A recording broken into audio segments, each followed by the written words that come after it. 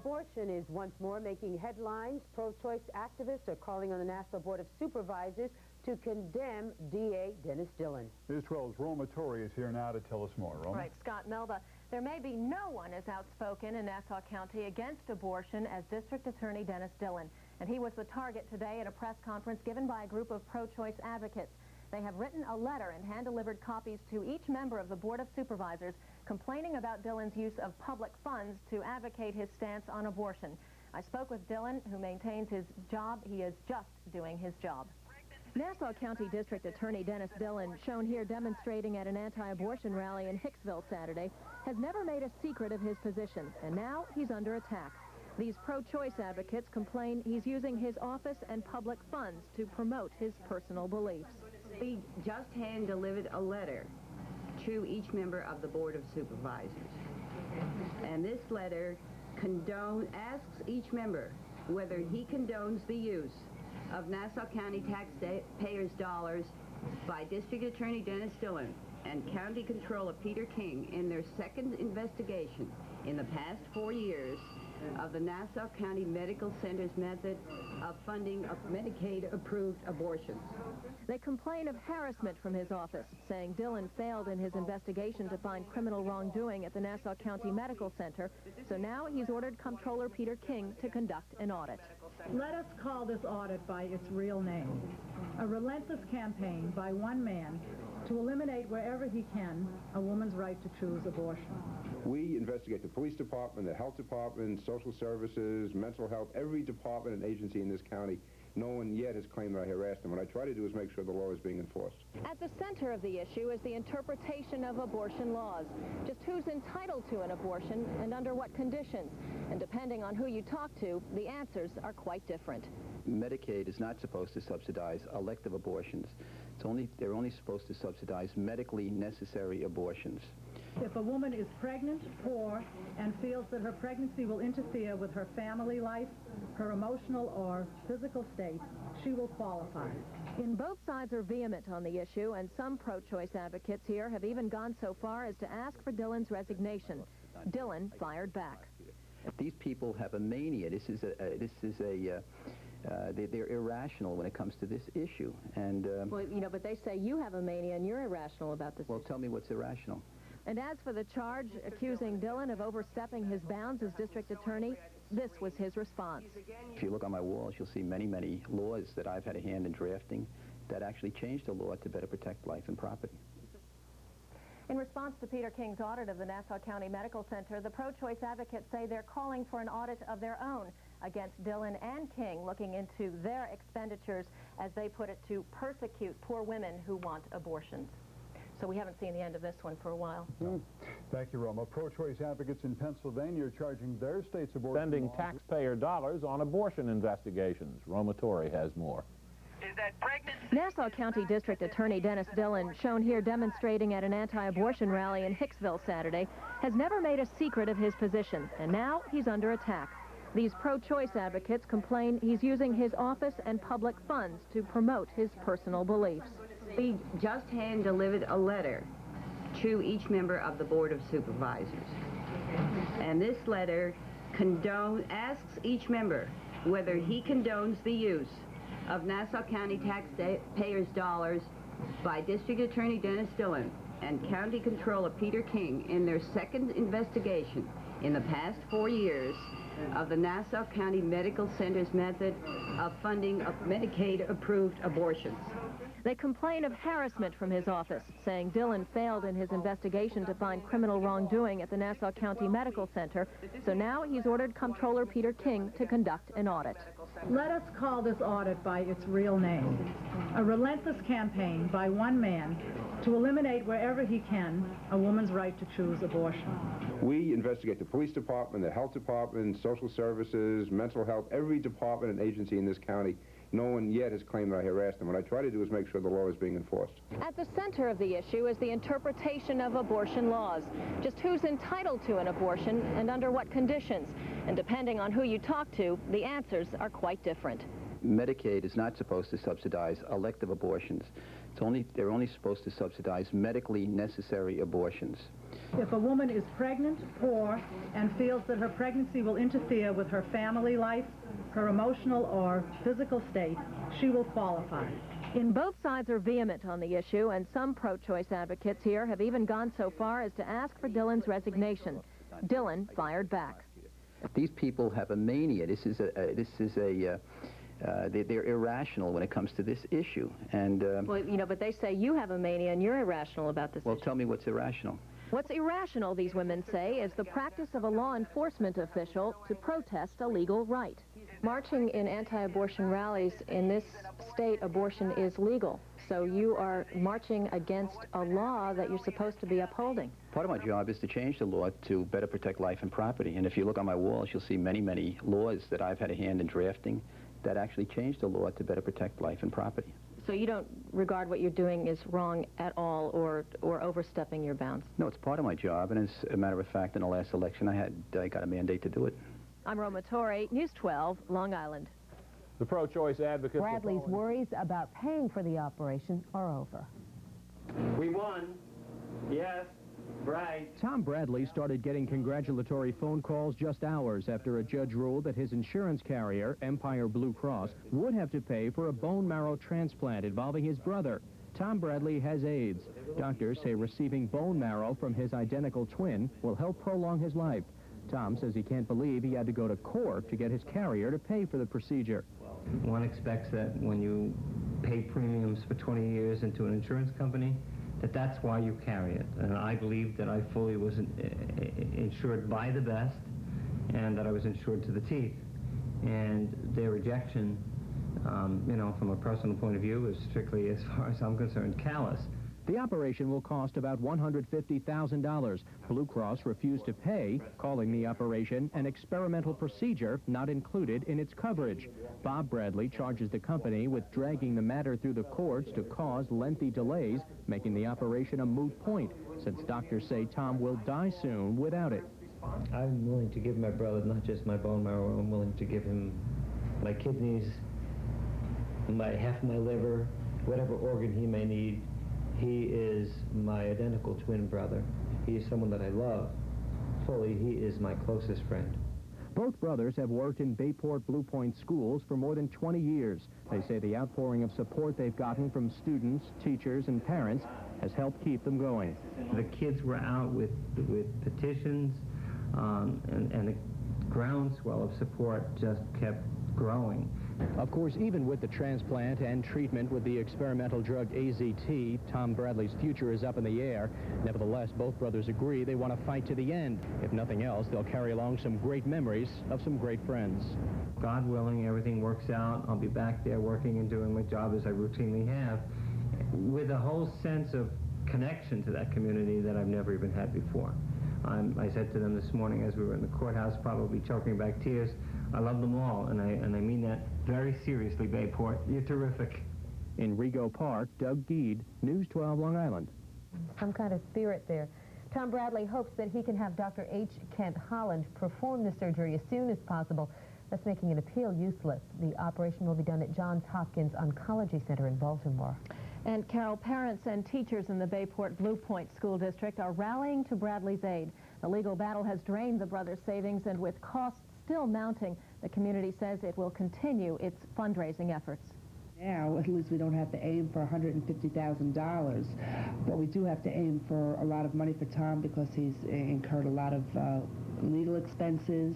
He'll have to be living down in Baltimore by Dr. Holland for anywhere from 4 to 6 months, so that Dr. Holland can keep a check on him and, you know, go through his physicals and make sure everything's going all right.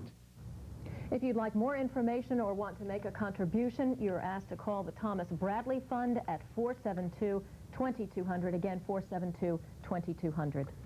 Tom Bradley's court victory comes as the World Health Organization ups the estimate of the number of AIDS victims worldwide. WHO now says close to 10 million people are infected with the AIDS virus, an increase of 25% over previous figures. The spread of the disease is not as rapid in developed countries such as the United States, but it's a very different story in Africa and parts of Asia. WHO believes that in the sub-Sahara region alone, as many as 1 in 40 adults carries the HIV virus. And with the number of AIDS cases climbing, many see the court ruling in Tom Bradley's case as an important precedent. Well, joining us now with more on that is Gail Baru, Executive Director of the Long Island Association for AIDS Care. Gail, welcome back to News 12. You say you were not surprised by the court's ruling that the insurance company should pay for the bone marrow transplant. Yes, usually in cases like this where it's brought to the public light, the public sentiment is so overwhelming that the court usually rules in behalf. It's the people that don't bring things to light and their insurance carriers win, it's usually out of court. But the fear, at least one of the fears expressed by Empire Blue Cross Blue Shield, is that this is just going to open the floodgates and that there are millions of Tom Bradleys out there and that the insurance company's bank is going to bust. Well, there are not millions of people who are identical twins where one has AIDS and the other doesn't. There are very few people that would have the genetic kind of makeup that would make this transplant available. What it might open the doors to is more new procedures like this, not this particular one, but other things that come down the pike to be available, which I think should happen. What kind of precedent does this decision provide for AIDS patients? I think that the most important precedent that it provides, because the medical story has not been told yet and the insurance story is, for this case, has been told, but I don't know what the future is. I think the precedent is that people finally see AIDS with a human face. I think the story of Tom Bradley is a wonderful Long Island story. If the insurance company knew that they would be overruled by the courts, why do you suppose they would persist in holding out and providing the money for the operation? Probably because they thought that people like Tom Bradley would never be public about having AIDS, that he would never get the kind of community support, the petition, and the following that he got. They took a calculated risk and they lost. I hope that happens in more cases. That's what you're talking about, the human element. You did say also that it surprises you that the people of Bayport and Blue Point have really rallied around him, because here's a man with AIDS teaching the children of this community, and yet the community members don't really seem to be afraid of him. They want to help him. Because they know Tom Bradley, the person, and that's always been the story with AIDS. The nameless face are the things that people are afraid of. The stories are the things that people are afraid of. The human beings that they know and love, they care about whether they have AIDS or not. And yet this outpouring of love and support is rare, though. It's very unusual that it could be this positive, especially, as you said, with a school teacher and those situations. It's wonderful, and we have seen in other cases, maybe not quite to this extent, but I hope this is the precedent it sets for the future. All right. Gail Baru, thanks so much for joining us. Thank you. Continuing on, a British woman has successfully given birth to twins who were pre-screened for genetic defects. Doctors say the woman carries a gene for a fatal defect that strikes only boys. So fertilized eggs from the woman were grown in the laboratory, tested for their sex, and then all the male embryos were discarded. The other eggs were implanted in the mother, and 2 weeks ago she gave birth to apparently healthy twin girls. Scientists say this eventually could make it possible to eliminate genetic defects in treated families. On this side of the Atlantic, doctors are set to begin using gene therapy on human patients. Up till now, the technique of transferring healthy genes into diseased bodies has been used only on animals. Well, now doctors will be trying it on the so-called bubble children who were born with a severe immune deficiency. This was chosen as the first human trial because of the risk-benefit ratio. This is a disease where there isn't really much they can do now. And it's a rather simple disease in terms of its genetic basis. We know the gene has been cloned, which means we have it in purified form. If it can be transferred into the patient's cells, it could effectively cure the disease.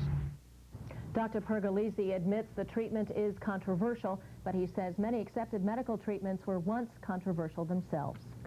Many of New York State's children will now be covered by health insurance. Governor Cuomo signing into law yesterday a measure that makes subsidized insurance for primary and outpatient health care available to nearly 170,000 children who are under the age of 13. A year ago, 465,000 children in the state just had no access to primary health care. When combined with Medicaid expansions, the new law covers all but 100,000 of those kids. For the second time in 4 years, the Nassau County Medical Center is the focus of a county audit. It was ordered by Nassau District Attorney Dennis Dillon, who says he is responding to allegations that the medical center may be performing unnecessary abortions. Pro-choice activists are calling it harassment, and they held a news conference yesterday to condemn Dillon. Nassau County District Attorney Dennis Dillon, shown here demonstrating at an anti-abortion rally in Hicksville Saturday, has never made a secret of his position, and now he's under attack. These pro-choice advocates complain he's using his office and public funds to promote his personal beliefs. We just hand-delivered a letter to each member of the Board of Supervisors. And this letter asks each member whether he condones the use of Nassau County taxpayers' dollars by District Attorney Dennis Dillon and County Controller Peter King in their second investigation in the past 4 years of the Nassau County Medical Center's method of funding of Medicaid-approved abortions. They complain of harassment from his office, saying Dillon failed in his investigation to find criminal wrongdoing at the Nassau County Medical Center, so now he's ordered Comptroller Peter King to conduct an audit. Let us call this audit by its real name. A relentless campaign by one man to eliminate wherever he can a woman's right to choose abortion. We investigate the police department, the health department, social services, mental health, every department and agency in this county. No one yet has claimed that I harassed them. What I try to do is make sure the law is being enforced. At the center of the issue is the interpretation of abortion laws. Just who's entitled to an abortion and under what conditions. And depending on who you talk to, the answers are quite different. Medicaid is not supposed to subsidize elective abortions. They're only supposed to subsidize medically necessary abortions. If a woman is pregnant, poor, and feels that her pregnancy will interfere with her family life, her emotional or physical state, she will qualify.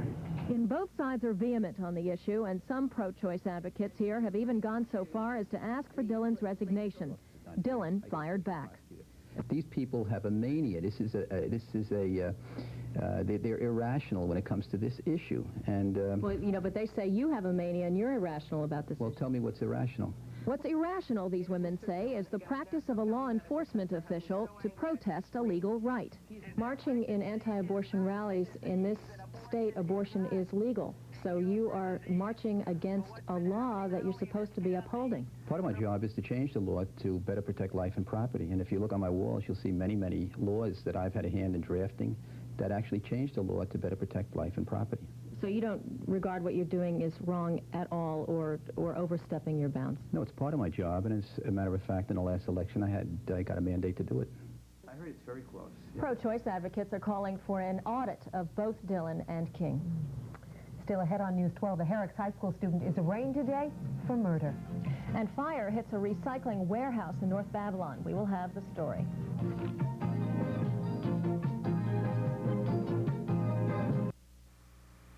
If you're looking for a huge selection of quality brand air conditioners, dehumidifiers, and electric fans at great low prices, we'll help you choose the size and style that best suits your needs, and you'll save money at PC Richard. Use your PC Richard credit card. No annual fee, no membership fee. Apply for your card today. For selection, savings, service, and satisfaction on air conditioning, PC Richard & Son is the air conditioning giant. The Mets are back at Newlands Bayshore Ford on Wednesday, August 8th from 7:30 to 9:30 p.m. Meet and greet Dave Magadan, Kevin Elster, and the Mystery Mets. There are 500 tickets available on a first-come, first-served basis. Tickets are $3 each and are on sale at the Newlands showroom. All proceeds will be donated to the local Little League. Don't be shut out on your chance to meet these great Met stars. Come on down to Newlands, pick up your tickets, and check out the complete line of 1990 Ford cars and trucks. Remember, Newlands sells Fords for less. There was times when I felt like killing myself, and I actually had a razor blade to my wrist, but it didn't scare me. When I got arrested and I looked at what I was facing 15 years in prison for selling almost half a pound of cocaine to national narcotics. And that really comes too feeling to my heart, and it really scared me. If I hadn't come to Outreach House, I wouldn't have been able to stop. I would have either been in jail or dead, because the rate that I was going and the progression that my addiction was heading, I would have been dead by now. Here's what people say about Reality Fashions, Long Island's original and largest $10 name brand clothing store. Reality means I can buy over 100 new outfits a year. And we don't have to wait for a sale. I used to think good, affordable clothing was a fantasy, until I found Reality. Dial Reality for the store nearest you and choose from thousands of items with new arrivals daily. When every item is $10 every day, I can afford to take my entire family shopping. Get more for less. Now that's Reality.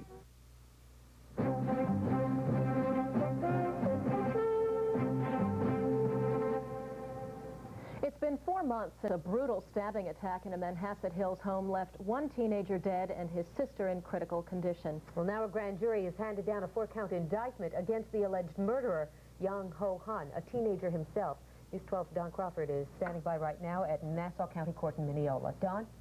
Carol, Roma, it was a crime that shocked Herrick's High School and the surrounding community. Back in April, 15-year-old Stephen Ahn was found stabbed to death in his Manhasset Hills home. His younger sister, Una, was found nearly stabbed to death. Charged with the crime is a classmate of Stephen's, 17-year-old Young Ho Han, who fled to the West Coast after the crime. He was picked up 7 weeks later by Nassau County Police and brought back to the county. Today, he's scheduled to be arraigned on charges of murder and attempted murder here at criminal court in Mineola. With me now is Ed Grilly, a spokesman for the Nassau County District Attorney. Ed, the big question here is why? Why did Han perpetrate such a crime, or why is the motive being speculated at this point? Don, as you know, this was a kind of vicious crime. The multiple stab wounds to both the deceased and the person who survived were very vicious in their attack. I can't get the motive. I can't talk about it right now. What I could tell you is that there's an attempted robbery. There is some familiarity between the deceased and the defendant. There is a disturbance in the Manhasset Hill homes of the deceased. The daughter is stabbed because she is a witness to the stabbing of the brother, and she is left for dead, but fortunately survives. So this disagreement escalates and into the murder, and the kitchen knife is used in the attack. Initially, we heard gangs might be involved. Is that the case? There's no evidence of that. There's a certain amount of respect that, or disrespect that the defendant feels that the deceased did not pay him, and that escalates into a battle between the two of them.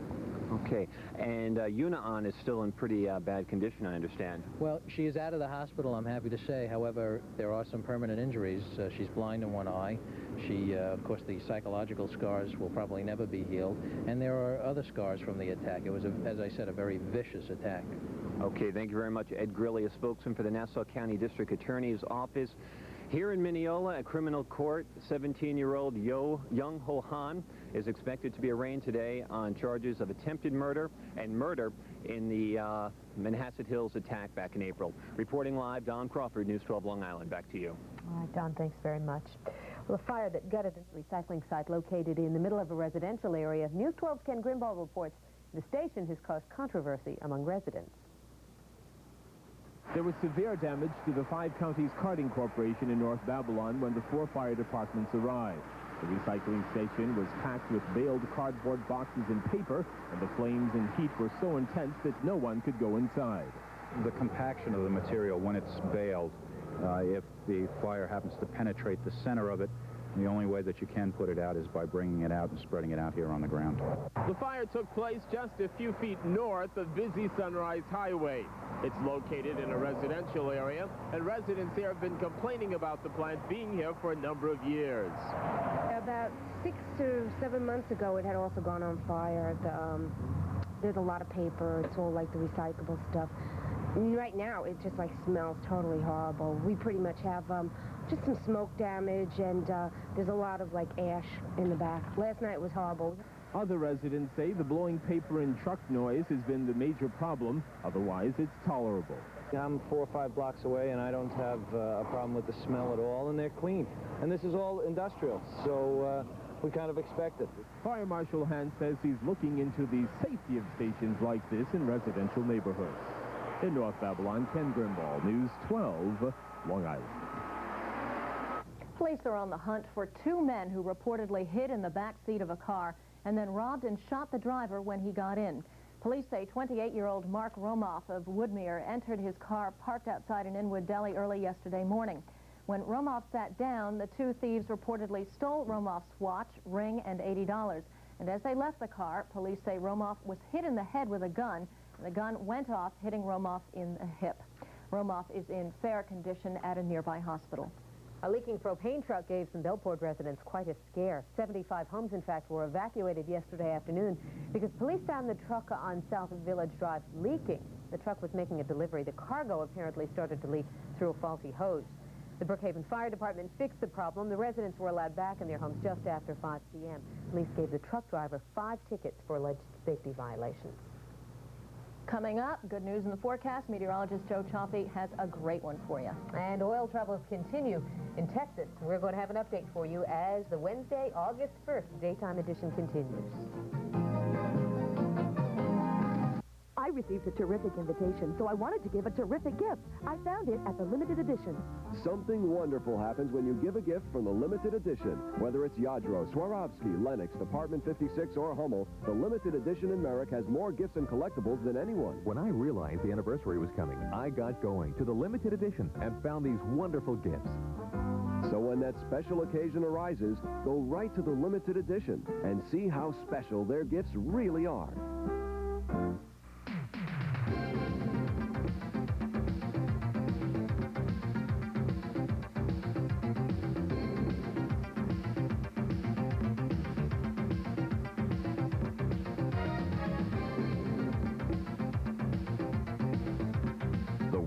Finest motor cars, now on display at one location in Smithtown. Competition Imports and Smithtown Infinity.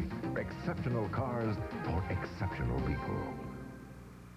When you visit the Thomasville Gallery of Farmingdale, you'll find two things.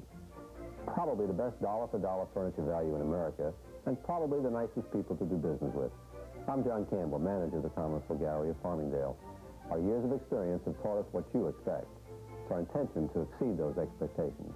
It's as simple as that. Beautiful furniture, beautifully made, wonderful prices, and civilized treatment. Come to the Thomasville Gallery of Farmingdale, and I'll see to it that you're well taken care of. Route 110, Farmingdale. The Coral House Restaurant and Caterers. So picture perfect. So lavish. So beautiful. So romantic. Beautiful sunlit afternoon or moonlit evening outdoor lakeside ceremonies. Enjoy our outdoor bi-level rooftop terrace for your cocktail hour or wedding ceremony. For memories you'll treasure forever. Remember the Coral House, the perfect place for the perfect affair. Stay up late, weeknights with Colleen McVeigh, Bill Zimmerman, and the Night Edition on News 12. Disaster during a rescue at sea. Battered by Hurricane Bertha, 27 members of a Greek cargo ship abandoned their craft early today, 350 miles east of Cape Cod.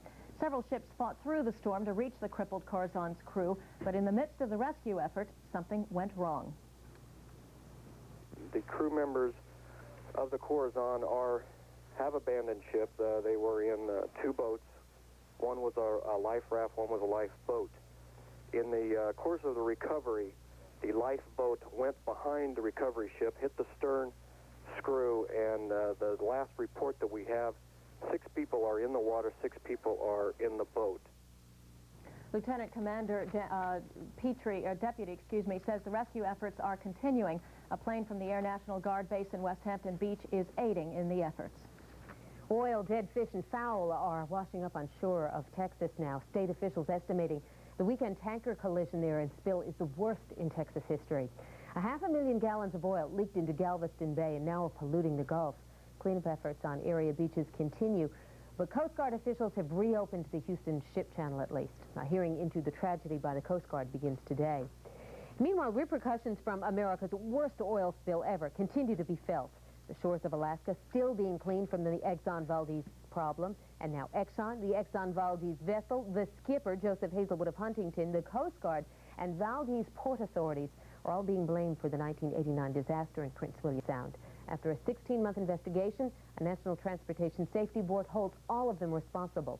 11 million gallons of oil poured into the Sound in that tragedy. A dramatic rescue in the waters of Hampton Bays. The Coast Guard says Thomas Russo and Sandy Wolf's 24-foot boat overturned yesterday in the Shinnecock Inlet. A woman reportedly saw the Massachusetts couple and called police. The Coast Guard rescued the pair after 15 minutes in the rough sea. They were wearing life jackets, and the Coast Guard says that probably saved their lives. They were treated at an area hospital. All important to remember to pay attention to marine forecasts before you go out on boats. Not trying to be sarcastic, saying it. I'm being serious. Because on a day like yesterday, where you don't know until you get there that the waves were high because of the hurricane offshore. And the Shinnecock Inlet again, with that lack of dredging. So many people have complained about it as a danger zone for so long. Why would anybody be out in a boat or a ship in this weather? I mean, it was forecast. It wasn't a surprise. Yeah, I don't know. You go back home, you were somewhere, you have to be somewhere on time. I mean, that's why boaters do it, and they think they can handle it. And also, what's in the bay is not the same as what you get once you get outside. Right. And that hurricane did kick up rough swells yesterday. We have some good news for boaters, maybe not as good for surfers, because surfers like it. They had swells up to 10 feet yesterday. Now the sets are down. South Shore reports swells generally running between 3 to occasionally 5 feet. The hurricane is now parallel to us and moving out. I'm a little bit surprised. I would have expected the swells to be a lot higher for a lot longer, considering that this storm has taken quite a long time to go from off the Florida coast to just east of us now. It's taking roughly, starting from Friday, and today is, what is today? Is it Wednesday? Yeah, Wednesday. Yes, it is. So Saturday, Sunday, Monday, Tuesday, so almost 6 days. Usually it takes these systems about a day or two to run from Florida on northward, so you learn something new every day. We've got beautiful dry air and clear skies moving eastward across the lakes and from Canada, and you'll see that air mass just continue to press on in over the next day or two. So a big change. Temperatures today getting up into the 80s, but humidity levels are going to be very low. The cold front has cleared the coast. These are forecast high temperatures, so our air is coming from the Midwest, from Illinois, Indiana, and Ohio, and that'll just build on in. And now your forecast for the boaters, which is an improvement because we've updated it for you. Our winds will be northwest 12 to 22 knots with higher gust seas, 3 to 6 feet now on the ocean, 2 to 3 feet on the sound, as opposed to 5 to 8 and 10 plus. Visibility 5 miles or better, water temperature in the low 70s, and tides running near normal.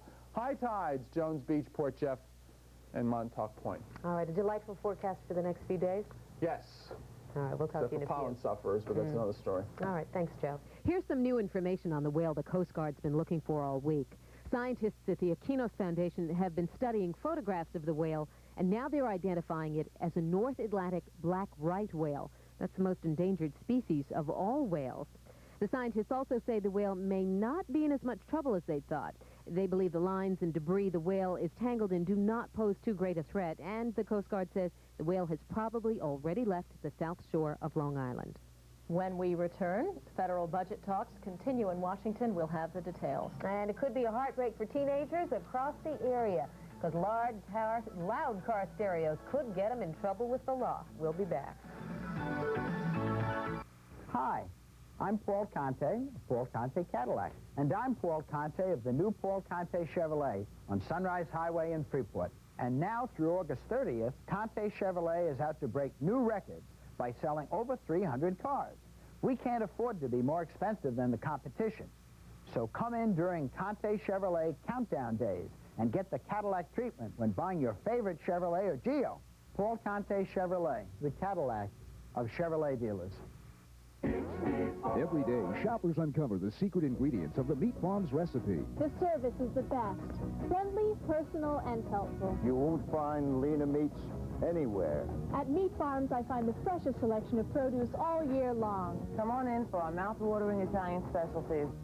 And for our money-saving specials. On sale this week, filet mignon. Our butchers will custom cut, $3.99 a pound. Once you discover Meat Farms, you won't shop anywhere else. Yeah! You should have drowned them at birth. You have to be so crude. Sally Field. Dolly Parton. It takes some effort to look like this. Oh, I can see that. I'm not crazy, Malin. Shirley MacLaine. I've just been in a very bad mood for 40 years. Daryl Hannah. Olivia Dukakis. Julia Roberts. Steel Magnolias. I love it. Rated PG. Available at Mega Movies. At Mega Movies, you get a choice. Rent your favorite movie for one day, or you could rent it for 2 days. That's the Mega Movies choice. Rent 3, get the 4th free, Monday through Wednesday. Mega Movies stocks dozens of each hot new release, so there's less waiting. And Mega Movies offers a huge selection of titles for sale at discount prices every day. It's your choice. Mega Movies.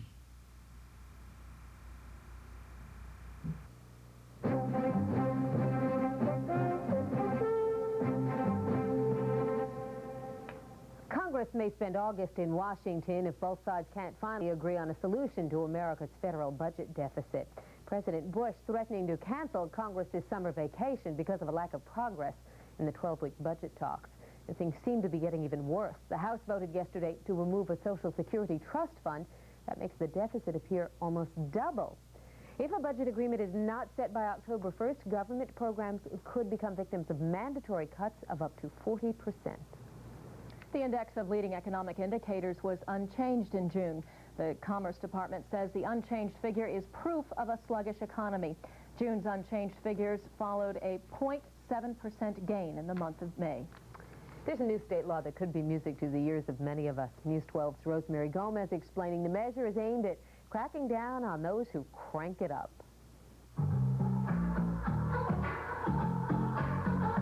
This is what a car radio sounds like at 80 decibels.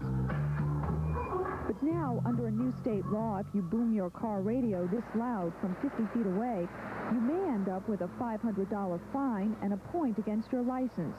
It's against the people's rights, you know. If you want to feel free to play your music, you got freedom of speech, you should have freedom to play your music, you know. Going through our neighborhood, that 80 decibels is plenty loud enough, especially at 2 o'clock in the morning. The new law is aimed at keeping the peace, but people like Michael Tesoriero, who has a 1,200-watt system, says it could really cramp his style. It's so loud that when you pull up to the people in the cars next to you, everybody's turning their head, and that gives you like that nice high feeling, you know. You could just imagine what it's like inside the car. A whistle from a train at 100 feet away registers 70 decibels. Doctors say that's the level which hearing can be impaired, and that level is lower than what a car stereo can generate. But according to managers at Cartoons in Farmingdale, the health threat doesn't discourage many drivers from trying to get maximum sound. They hear what's in somebody else's car, and they want to go out and they want to buy something that's much louder, better than the other person's car. You know, it's just a thing of the 90s, I think. Although those with trained ears claim they can tell how many decibels are being played, experts say police will need scanners to go after high-volume violators. For them to do it, they'd have to do a sound pressure level test to measure the SVL of the car to find out how high it is. The new law is set to take effect in a month, and officers who don't have sound scanning equipment will just have to play things by ear. In Farmingdale, I'm Rosemary Gomez, News 12, Long Island. The fine started at $100. They climbed to $500 for a third offense. The new law does not apply to all vehicles. Fire trucks, ambulances, utility trucks, parade vehicles, and they're saying that even some vehicles that have political advertisements coming from the speakers are exempt. Surprising. Well, still ahead on the daytime edition, 2 lucky families are now the proud owners of affordable new homes. We will have the details. And housing foreclosures on Long Island going up. We'll tell you why as we continue.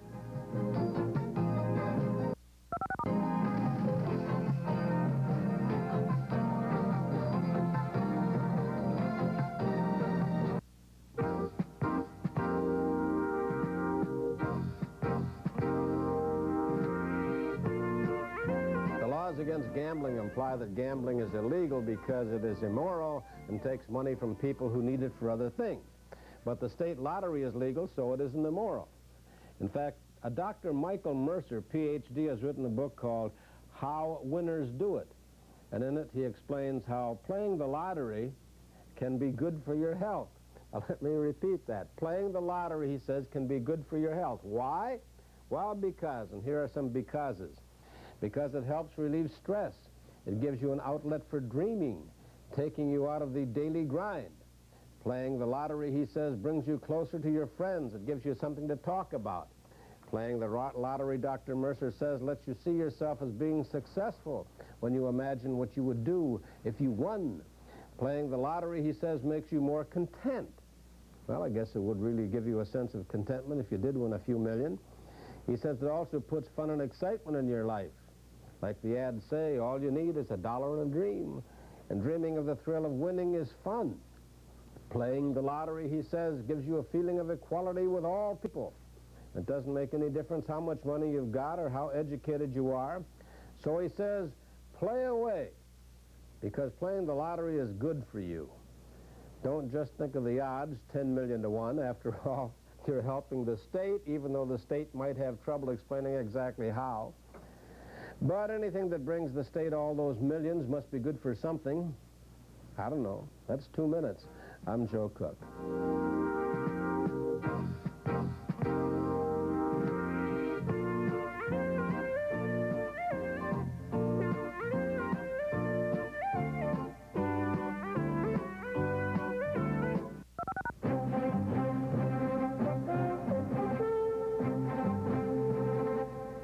The sluggish economy is really taking its toll on some Long Island homeowners. Business editor Karen Ryan reporting foreclosures are on the rise. There's a lot of activity going on here at the county clerk's office. More and more people are foreclosing on their homes. In fact, if the trend continues, 1990 figures could double last year's. Take a look at the numbers. In 1989, Suffolk County had 853 home foreclosures. So far this year, there have been 653. In Nassau, the story isn't quite as bad. In 1989, there were 780 foreclosures. So far in 1990, there are 440. Why are so many people losing their homes? Tax situation out in Suffolk County specifically, where literally the taxes have nearly doubled in the past 18 months. Another reason would be because of the fact that the radical environmentalists, and they're causing a drag on the development of Long Island, or the industry, and that has a ripple effect all the way down to the bottom line. And lastly is the fact that people right now are not taking their home mortgages as seriously. But Glackman says the increase in this year's foreclosures aren't from your average homeowners.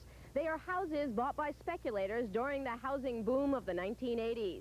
And now that the real estate market has gone soft and the investment's gone sour, investors are walking away from their houses and from their payments. And that leaves the county with less in the till. So the county loses out on sales tax because people have stopped purchasing durable goods. They've stopped purchasing non-durable goods because their income is so constrained. And ultimately it affects the county in terms of property tax, because a house that's foreclosed on is no longer going to be paying their property tax to the county, and our delinquencies will increase. It translates to a $6 million tax shortfall for Suffolk. And at a time when both counties are looking for ways to save money, lost money is not good news. Karen Ryan, News 12, Long Island.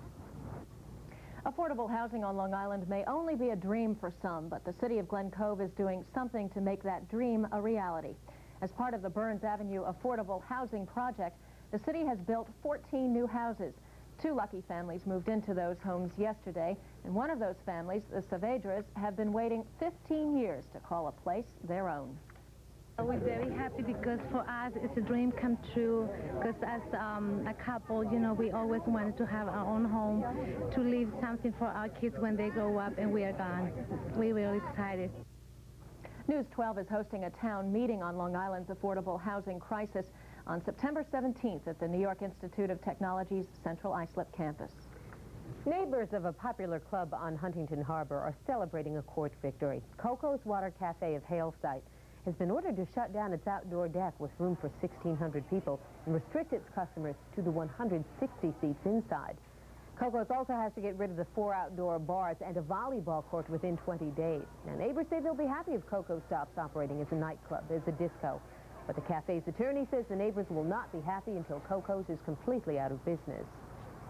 I think there's really no legitimate justification for those kinds of feelings. I'm sure they would be just as happy if nobody went there. I never wanted to close them down. They had described this at the beginning as being a family-style restaurant, which is in keeping with the neighborhood. It would have been a very nice thing.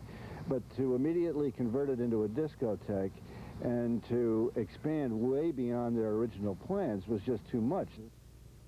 If Coco's complies with the court order, the town of Huntington says it will consider granting the cafe a certificate of occupancy. Coco's been operating without one since last April.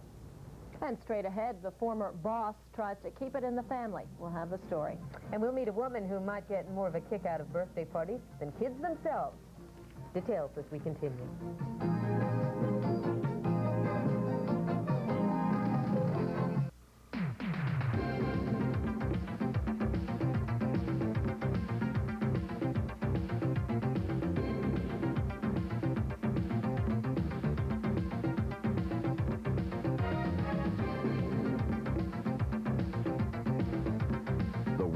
Finest motor cars, now on display at one location in Smithtown. Competition Imports and Smithtown Infinity.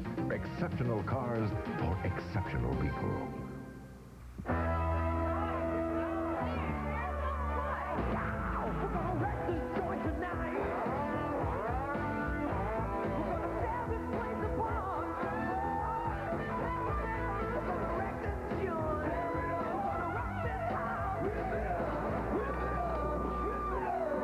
Farmhouse Pine Collection from Ethan Allen.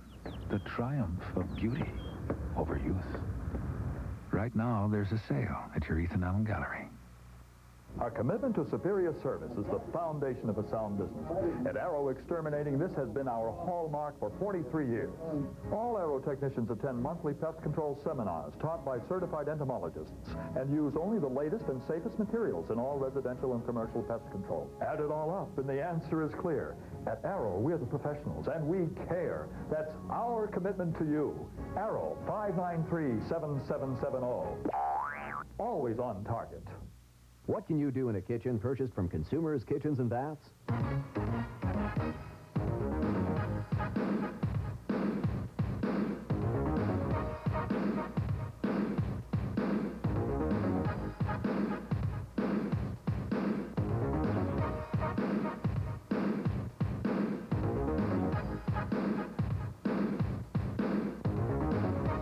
Consumers, where kitchens and baths are our only business.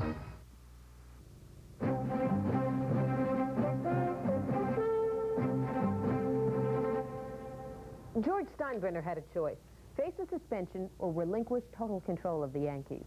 Well, surprisingly to many, Steinbrenner chose the latter, but there may have been a good reason. George knew all along he could keep the business in the family. As expected, George Steinbrenner has named his 33-year-old son, Hank, to be the new general partner of the Yanks. Now, one of the sanctions imposed by Baseball Commissioner Fay Vincent is that no one can discuss baseball with the elder Steinbrenner. Well, can the code of silence possibly be maintained between a father and son? Commissioner Vincent says it better be. Mr. Steinbrenner may not be consulted in any form whatsoever on the management of the Yankees. Anybody who does that is risking his baseball life, including his son. Hank Steinbrenner must get approval of the league's owners as well as the commissioner. However, Fay Vincent has already given his okay. Meanwhile, George's problems are not over. Steinbrenner may lose his title as vice president of the U.S. Olympic Committee. USOC officials don't want the possible publicity of having Steinbrenner remain on their board. They meet August 22nd to decide his fate. Children's birthday parties can sometimes be quite hectic to put together. Then there's that old decision as to what to give each child as a gift. In this week's Home Front, News 12's Ken Grimble found a Huntington Station woman who gives parties at her home and lets the kids make their own presents. Looks like there's going to be a party. What should we do with the balloons? Okay, well, we'll put them right here with the cake and the presents. Laura's Art Haven in Huntington Station is the place. Laura's an artist and she likes kids. So 2 years ago, she decided to put it all together and give plaster craft birthday parties in her backyard. I'm an airbrush artist, so I airbrush clothing, and then I started airbrushing the plaster craft pieces, as you can see. And then I decided to renovate my little house here into a studio and have parties for the children. Laura's had more than 100 parties for children from 4 through their teens. Each person gets an unpainted plaster mold to start with. Then they carefully paint each figure to their own specifications. When it's all over, they take it home. This is very popular now, the plaster craft parties. So I figured since I can make my own pieces, you know, in a good quality, that I would open up my own. Laura enjoys her work, and she makes sure each child gets that little extra help to make their piece special. And then we have to iron this on, and then the sparkles will stay forever, just like the paint, because it sets in the dye. And while the crafts are drying, the children play and have a great time. And of course, what would a birthday party be without a birthday cake? Happy birthday to you. There is a charge for each kid at the party. She gives balloons, cake, pizza, a place to play, and of course, a plaster craft. In Huntington Station, Ken Grimble, News 12, Long Island. Now, if you'd like to contact Laura's Art Haven for a party, her number is 385-0305. Now, Ken Grimble would also like to hear from you if you're doing any unusual projects from your home. You're asked to write him here at 1 Media Crossway, folks, Woodbury, New York, 11797. Great day to be outside today, huh? Yeah. Just incredible weather. In fact, one of the nicest days of the year, according to meteorologist Joe Chaffee. He'll be up next with an updated forecast. And we'll talk to you about the showing of a new movie that also marks the anniversary of one of the darkest days in our history. After this. もう嫁には行きませんって。どうちゃん。ふーちゃんのお母さんはお母さん。Back when Long Island was mostly farmland and the Hamptons had hardly been discovered, Long Island Savings Bank really got things growing. We did it with 4 simple words: your mortgage is approved. Since then, Long Island Savings has repeated those words thousands of times. That's why we're known as the island's own mortgage bank, your bank. So if you have a move in mind, call us at 1-800-LISB. We'd like to repeat ourselves one more time to you. Now combined under one roof, Mitchell Cadillac and Mitchell Oldsmobile. Listen to what people are saying. The prices here were just fantastic. Mitchell's great. Bottom line is, you won't find a better deal. I trust Mitchell Cadillac. We're a Mitchell Oldsmobile family. Me, my wife, and my son. I shopped around a lot, and they're definitely the best. Mitchell's wonderful. 45 years of experience, over 20,000 satisfied customers. You won't find a better combination. Mitchell Cadillac and Mitchell Oldsmobile. The Coral House Restaurant and Caterers. So picture perfect. So lavish. So beautiful. So romantic. Beautiful sunlit afternoon or moonlit evening outdoor lakeside ceremonies. Enjoy our outdoor bi-level rooftop terrace for your cocktail hour or wedding ceremony. For memories you'll treasure forever. Remember the Coral House, the perfect place for the perfect affair. Every day, shoppers uncover the secret ingredients of the Meat Farms recipe. The service is the best. Friendly, personal, and helpful. You won't find leaner meats anywhere. At Meat Farms, I find the freshest selection of produce all year long. Come on in for our mouth-watering Italian specialties. And for our money-saving specials. On sale this week, filet mignon. Our butchers will custom cut, $3.99 a pound. Once you discover Meat Farms, you won't shop anywhere else. Breaking news never takes a day off. Keep on top of the headlines with the weekend editions of News 12. Next Monday marks the 45th anniversary of one of the world's most horrifying tragedies. August 6, 1945, the United States dropped an atomic bomb on the Japanese town of Hiroshima. Now, it's estimated 120,000 people died instantly from the explosion, and within 5 years, 100,000 more perished, all victims of radiation poisoning that was spread through what was described as black rain. And that is the title of a Japanese film exploring the aftermath of the bomb and its effects on a typical family. The movie is being shown at the New Community Cinema in Huntington throughout the weekend. Joining Roma now to tell us more is the theater's director, Vic Skolnick. Roma. Thank you, Carol, and thank you, Vic Skolnick, for coming in. Very nice to have us. We have to clarify something from the outset. This has nothing to do with the Michael Douglas film of the same title, Black Rain, right? Heavens, no. Okay. That was also set in Japan, but that's Right. purely coincidence. You have said you think this film is very special. Why? Well, I think it's special because I think people usually, when they think about Hiroshima, concentrate on the horror of the moment and the devastation, and don't really think that after these events, people live on, like in Armenia with the earthquake. I mean, and this book, the film, which is based on an important book, really does just that. It takes you into a family and how they lived through the years following the bomb. So it's very touching. And can you give us a very brief synopsis? Because we have a clip to show, but I'd like to set it up.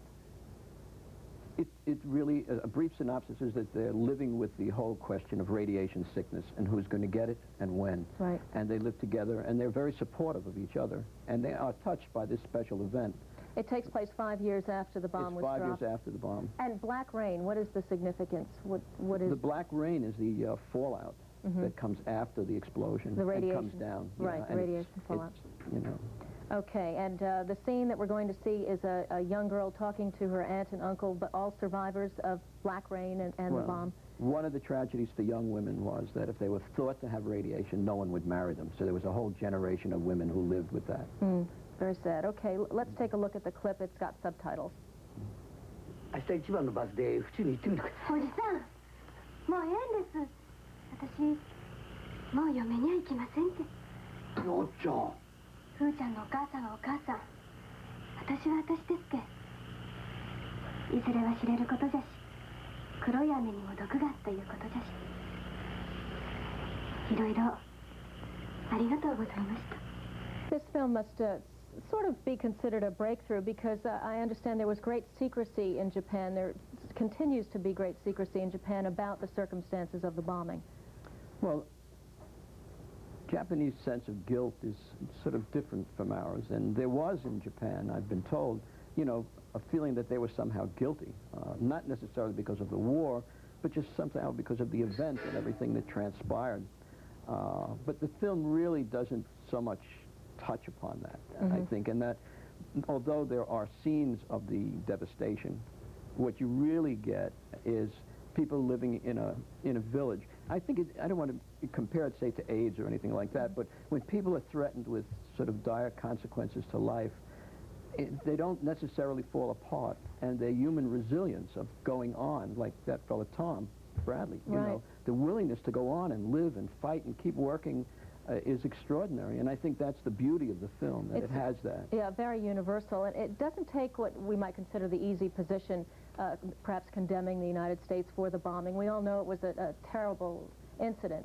But there's just one point when someone in sort of desperation says, they knew how terrible it was, you know, why didn't they test it? And that's all. It's just one line in the film, but it's really not addressing that. I mean, it's addressing their personal experience of what people went through, and it does show you the devastation, you know. All right, tell us how we can see the film and well, it'll be showing this weekend, Friday through Tuesday at the New Community Cinema. If you call 423-7653, we would be delighted to give you the time, and also to put you on our free mailing list. We have a very extensive program guide that will tell you all about the films that we show, including Black Rain. Okay, 423-7653. Do you expect to be sold out? Should people try to reserve seats? No. No, can't do that. Well, we don't reserve seats, but I think that the film is probably not a film that is going to perhaps attract a massive audience because of the uniqueness of its subject matter. Well, perhaps. You might also point out, just in brief, that Nagasaki also existed, that it wasn't just one. There was were a second actually bomb. 2, 3 days later. A second bomb. All right. Thanks so much. We should add this film has received tremendous critical praise. Thanks so much for coming in, Vic Skolnick. Thank you very much for having us. Let's go back to Carol. All right, Roma, thanks very much. Well, they say that variety is the spice of life, and living up to the old adage, Stan Dworkin is in the kitchen today talking about his favorite flavorings. I have been asked about the herbs that I use. This is a small portion of my herb shelf. My herb shelf is 5 feet wide, but these are the herbs that I use most often. And the one I use most of all, basil. That's not the jar it comes in. I get mine in an industrial-sized jar and decant it into glass jars with airtight covers, and that's the way all your herbs should live, in airtight jars. Oregano, I use a good deal of oregano all year round. At this time of year, I'll use it either fresh or dry. I use only fresh parsley and dill.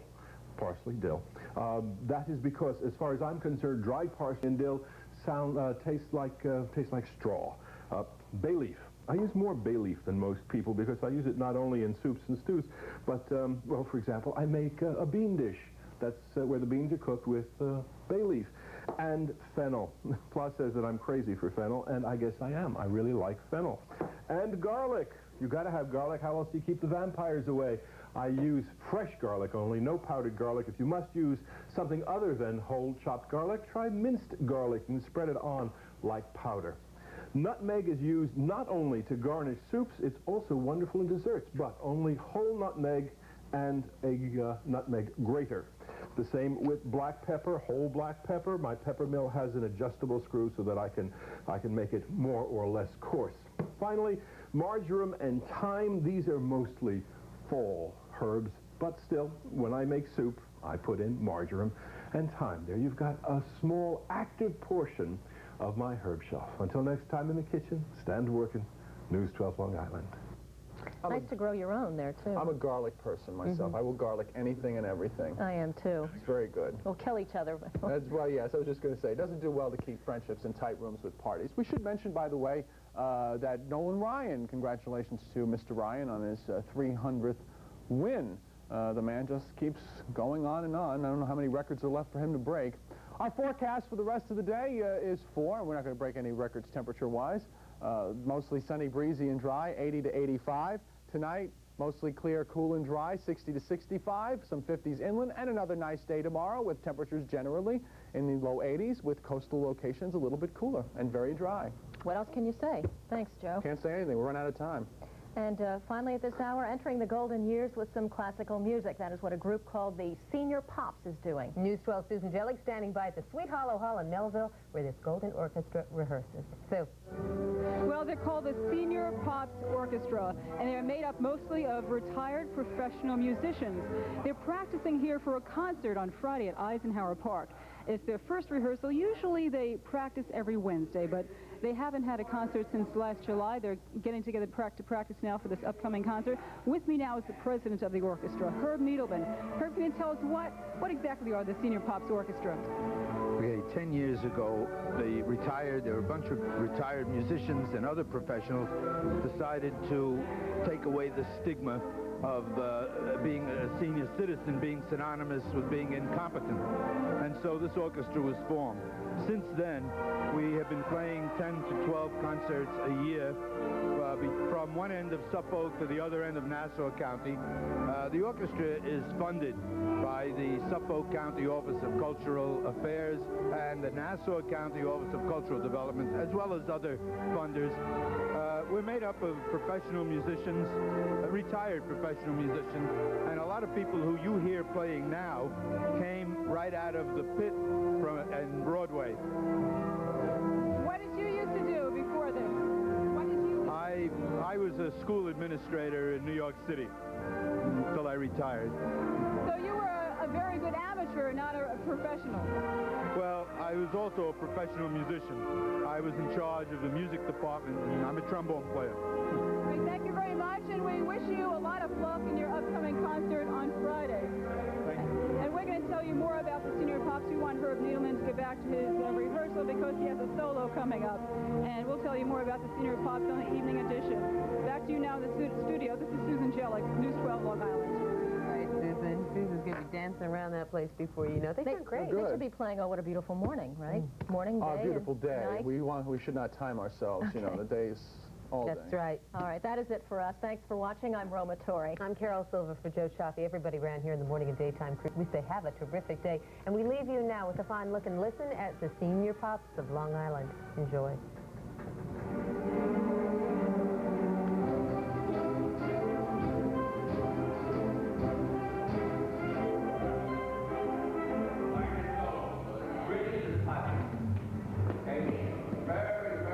One of your favorites. Joining us now with more in today's nominations, our entertainment editor, Roma Torrey. Right, drum rolls, please. Well, move over Cosby and Roseanne and the Legal Eagles at LA Law. There is a new kid in television who's cleaning up. David Lynch, the film director who has never before done television, struck gold with his bizarre series, Twin Peaks.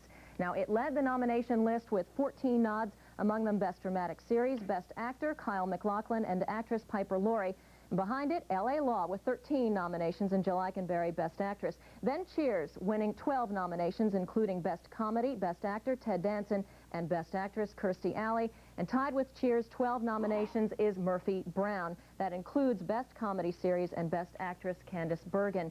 Following close behind is 30-something with 11 nominations. That includes Best Dramatic Series and Patricia Wettig, who deserves a break after spending most of the season battling cancer. Tracy Ullman, who won last year, received 9 nominations. That is 9 nominations along with Star Trek. And Golden Girls received 8 nominations. Now, one bit of suspense each year is who among the cast of Golden Girls will get the nomination. They have each won. This year, it's Betty White. Now, a quick rundown for you of the major nominations. Best Actor in a Comedy, Ted Danson in Cheers, Craig T. Nelson, Coach, Richard Mulligan for Empty Nest, John Goodman, Roseanne, and Fred Savage for Wonder Years. Then Best Actress in a Comedy, Kirstie Alley for Cheers, Blair Brown, Molly Dodd, Delta Burke, Designing Women. That is the first time an actress in that show has been nominated for an Emmy, so congratulations, Delta. And Betty White, as we mentioned, Golden Girls, and Candice Bergen for Murphy Brown. In a drama, Best Actor nominees Peter Falk for Columbo, Edward Woodward, Equalizer, Robert Loggia, Scott Bakula for Quantum Leap, and Kyle MacLachlan in Twin Peaks, as we mentioned. Best Actress in a Drama, Jill Eikenberry for L.A. Law, Angela Lansbury, once again, Murder, She Wrote, Patricia Wettig, 30-something, Piper Laurie, Twin Peaks, and Dana Delaney, who won last year for China Beach. Best Comedy, Cheers, Designing Women, Golden Girls, Murphy Brown, and The Wonder Years, and the Best Drama Series nominations, China Beach, L.A. Law, Quantum Leap, 30-something, and good old Twin Peaks. And the winners will all be announced on Sunday, September 16th. No Roseanne Barr and no Roseanne. Now, she said she felt slighted last year, and I think she's going to feel slighted again this year. And, you know, interestingly, the nominations were counted prior to that little episode last week with the national anthem. So that has nothing to do with it, although I'm sure that would have sealed her fate for good. The show is not nominated, neither is she, although John Goodman. Right. Cosby is another absence. Right. What happened? No Bill Cosby, none of the actors from the show, actresses, actors, and the show itself is not Interesting nominated. also, Twin Peaks seems to be going the way of Hill Street Blues. Network didn't like it, was about to cancel it, and all of a sudden it got all the Emmy nominations. They kept it, and all the critical acclaim for that show. Yeah. So it's pretty incredible. And it starts its run again for the summer before the fall. We still don't know who murdered the Laura, right? That's how you get people We'll to stay find out. tuned. Yeah, that's how you get nominations. That's right. Roma, thanks very much. Sure. That is it for us this hour. Thanks very much for joining us. I'm Lee Tyrell. I'm Carol Silva for Joe Chaffee and the entire morning and daytime crews here. And stay with us. There is a lot more ahead on this gorgeous Thursday.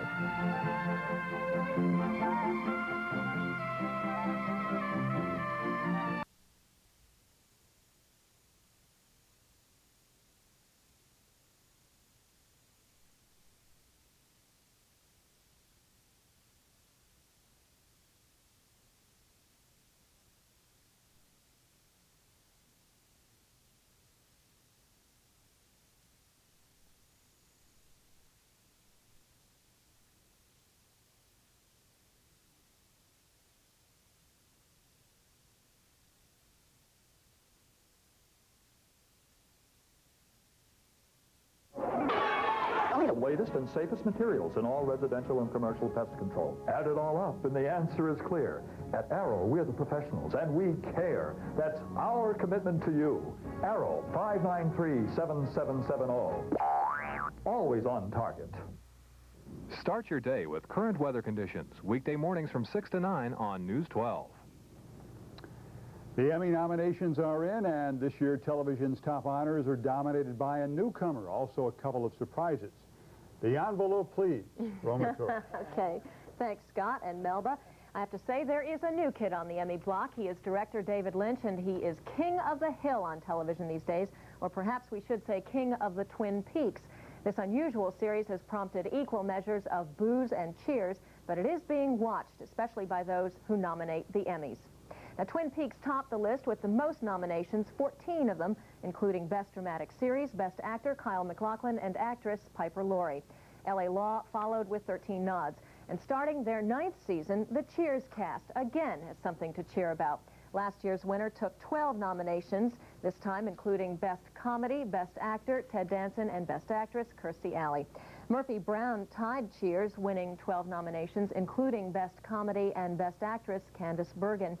And try 11-something for this show, 30-something. The yuppie drama took 11 nominations, including Best Dramatic Series and Best Actress, Patricia Wettig, a deserved honor for her, whose character spent most of the season battling cancer. Tracy Ullman, who won Best Variety Show last year, took 9 nominations, along with Star Trek. And what would the Emmy Awards be without the Golden Girls? The big question each year, which of the 4 cast members would be nominated this time? They have each taken a turn accepting Best Actress in a Comedy. This year, the nominee is Betty White. Now, a quick rundown for you of the top nominations. Best Comedy Series, Cheers, Designing Women, Golden Girls, Murphy Brown, and The Wonder Years. Nothing real new there. And Best Dramatic Series, China Beach, L.A. Law, Quantum Leap, 30-something, and the newcomer, Twin Peaks. And also, I think, lots of people's favorite. Notably absent, Bill Cosby, his show, his cast, and what happened to Roseanne Barr. Nothing for her, eh? Nothing. Well, listen, nothing lasts forever may be the motto, right? They come and go. Even if they stay number one there for a long time, they've got to... Board member was the only board member not given a raise. Education editor Roma Torres reports many in the community say racism is at the heart of the conflict. Beneath the calm setting, Central Islip is a school district in turmoil. The school board, already clearly divided, voted last month to give 6% cost of living increases to 7 top administrators, but denied the raise to 1. The 7 are white, the 1 is black. Hassan El Amin, Director of Community Relations. With a salary of $43,000 a year, he is the lowest paid among the administrators, and some in the community are screaming prejudice. I am calling it racism. As I look at the picture, the more I look at the picture, the more solid the evidence becomes. There are only 20 black teachers left out of 405. The decision was far from unanimous. 4 board members voted against the pay raise. 3 voted yes, among them Norman Wagner. I have heard the words racism. Would you characterize that as being the case here? When 8 administrators are recommended for a cost of living adjustment, 7 of them receive the adjustment, 1 of whom has only been on board for 2 to 3 months, and the lone minority member does not receive the adjustment. I don't know what else you can call it. We tried to reach the 4 board members who voted no, but only spoke with one, Alex Ferguson. Ferguson couldn't speak on camera, but he told me he didn't single out El Amin for no raise. In fact, he said he and another board member voted no raises for any of the 8. He explained the district is on austerity and needs to save money. And as for the charges of racism, he adamantly denied them. Still, 2 board members did turn down only El Amin's raise, and many in the community are demanding to know why. Chief among them, El Amin himself.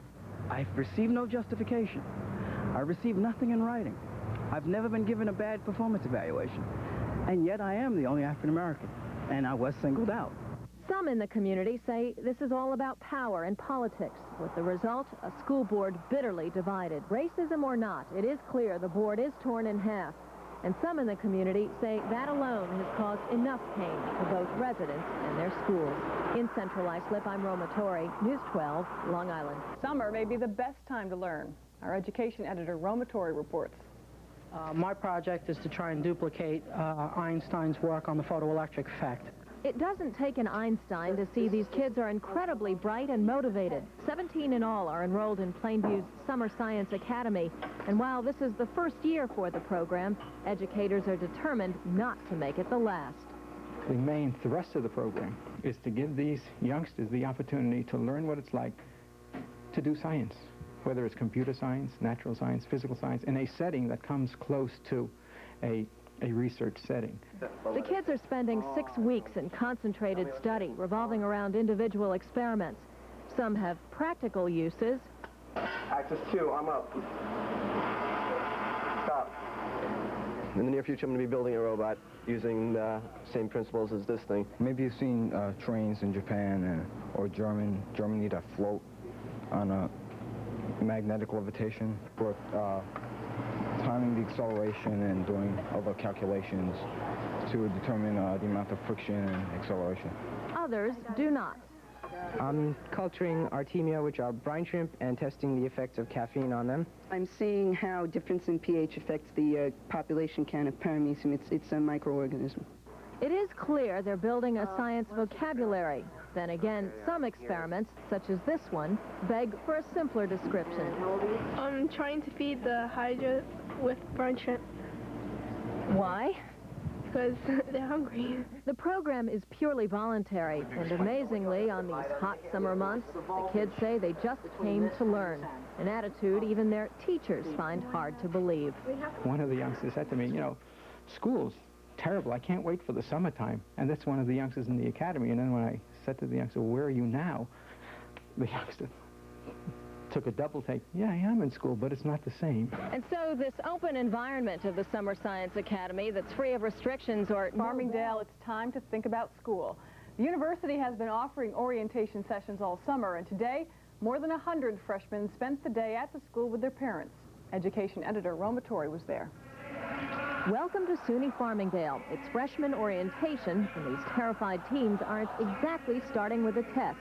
It's not an interview with a college dean either. They're playing Simon Says. That's one way to get them to loosen up. Across the hall, their parents are sweating it out too. Their game is a guessing one. Will the kids stay in school, what happens if they flunk out. The axe doesn't just come out of the blue. There is a warning letter, there are probation, so students are given sufficient time to see that they're in trouble. How are you holding up? Like Jello. But you're not the one going to college, your daughter is. Yes, I know, but she's such an integral part of me that the feelings are there as if it were me. As for the kids, they know this is a turning point. Never mind the world is in the midst of a crisis. They're going to college. Somehow, nothing else seems to matter. This is what's going to decide what we do in the future, so, I mean, of course, I'm excited to be here. That's a pretty scary thought, meeting new people and everything. What's it going to take, do you think? Commitment, determination, ambition, responsibilities. For so long, many of the students and even some of their parents looked at college as an idea, a faraway dream. Well, now that that dream has come true, it's accompanied by some very real fears, and they range from drugs to the most terrifying, the food. There are parties, but definitely I'm not into drugs or anything like that bad, so she has nothing to worry about. What have you heard about college food? Oh, yeah, heard you know. The pressure is certainly on, and if it isn't enough, some moms and dads came along. And other stories in today's entertainment beat. Yeah, some big news. Thanks, Colleen. Well, Miss Saigon, the London smash hit, was supposed to open in New York in April. That news prompted a flurry of ticket sales, $25 million worth, making it the largest advance by far of any Broadway show. And yet a dispute between the producer and the Actors' Equity Union has led to the show's cancellation and the refund of all $25 million. It was going to be the most successful musical of all time, at least if you go by the numbers. But Miss Saigon is closing before it even opened. Why? The show's star, Jonathan Pryce, plays a Vietnamese pimp. He is Caucasian, but uses elaborate makeup to appear Oriental. Asian American actors such as B.D. Wong, the star of M. Butterfly, protested the portrayal, claiming the role should go to an Asian actor. Equity, the Actors Union, agreed and announced Jonathan Pryce would not be welcome on the Great White Way, at least in this show. Miss Saigon's producer, Cameron McIntosh, said he couldn't find an Asian actor to play the part. And so it seems this showbiz war has ended. Miss Saigon will not come to New York, and the ticket holders left to seek refunds are the losers. I have never left Zamunda. I have yet to experience what the outside world has to offer. Eddie Murphy had no trouble coming to America, but the movie may have problems getting out. It seems a judge has ordered Paramount to open its books on the movie to decide how much money it made. Earlier this year, the judge ruled that Paramount owed columnist Art Buchwald a fee for writing the story, Coming to America. Buchwald was also awarded an agreed 19% of the film's profits. That was 8 months ago, and Buchwald hasn't received a dime. Paramount claims there was no profit. In fact, the movie company says the film lost $18 million, and therefore Buchwald isn't entitled to anything. One wonders how that's possible when Coming to America grossed $300 million. Now that's creative bookkeeping. Oh, why don't I say that the decedent and I were both single and both adults. And then there's Brian Dennehy. The Long Island native isn't suing anyone. He's just happy to be alive and starring in such movies as Presumed Innocent with Harrison Ford. The reason for his revelation? Dennehy just hit the half-century mark. He says his 50th birthday gave him a chance to reflect on a mostly successful career. He says he's lost a lot of roles to Gene Hackman and Robert Duvall, but he's got nothing to kick about. He says every year of his life has been better than the one before. But I have to tell you, on our last story, the networks aren't too happy these days. The Nielsen ratings last week showed that of all the TV sets turned on last week, only half were tuned to CBS, NBC, or ABC. Now that is a record low. And don't you just wonder what other shows people could possibly be watching? Do you have any ideas, Scott or Colleen? Perhaps? Out there. Perhaps News 12. That's right. That's what I think. Anyway, that's it for Showbiz Beat. Okay. Thanks, Roma. Well, you know the old saw about ships passing in the night, but how about space shuttles? That is exactly what happened. Of watching the two Jakes. It seems to go on forever. It is painful, and when it is over, you wonder why. Marathons, I'm sure, are more satisfying, though. At least you win something and you get your heart pumping. Nothing pumps in the two Jakes. It is a mystery that is pretty convoluted and dull. Jack Nicholson is back playing Jake Gittes, the private eye. Only this time he is pudgier and less caustic than his portrayal in Chinatown. Unfortunately, you really need to know something about Chinatown because characters from that film wander in and out of this sequel as though in a time warp. Why are they there? They do nothing to advance the plot. And speaking of the plot, after the initial murder is committed, you'll need a scorecard to keep track of who's who and what they did to whom.